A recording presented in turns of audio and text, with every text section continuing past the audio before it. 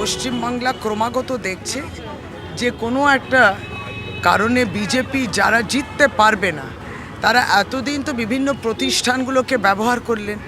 বাংলায় নির্বাচন এলে সিবিআই, ইডি, এনআইএ, আইটি সবাই চলে আসতো।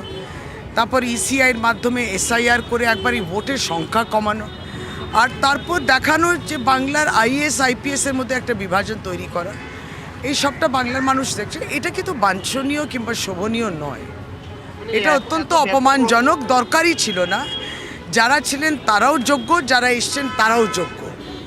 আপনারা কি বলতে চাইছেন এই ট্রান্সফার মধ্যে যারা ছিলেন তাদের পক্ষপাতিত্ব ছিল, আর এখন যারা আছেন তারা তাদের পথে পক্ষ নেবেন? এটা কিন্তু তারা বলছেন, বিজেপি কিংবা কেন্দ্র সরকার যারা পাল্টিয়েছেন, ইলেকশন কমিশন যেটা পাল্টিয়েছে।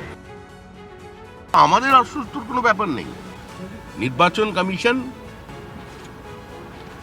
সাংবাদিক সম্মেলন করে বলেছেন তারা ভয়মুক্ত, রক্তপাতহীন নির্বাচন করাবেন এবং ত্রুটিমুক্ত ভোটার লিস্ট পশ্চিমবঙ্গবাসীকে উপহার দেবেন। এটা তাদের দায়িত্ব এবং দায়বদ্ধতা। এর সঙ্গে বিজেপির কোনো যোগাযোগ নেই।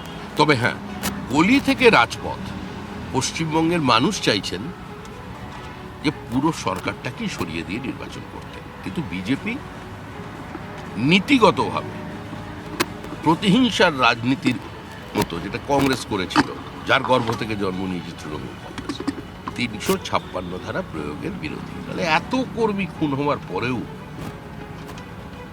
এত আক্রমণের পরেও, এই এসআইআর এর পরেও আজই কিন্তু বিজেপি গণতান্ত্রিক ব্যবস্থার উপরই আস্থা রেখেছে। Brought to you by কলকাতায় আর জেলায় জেলায়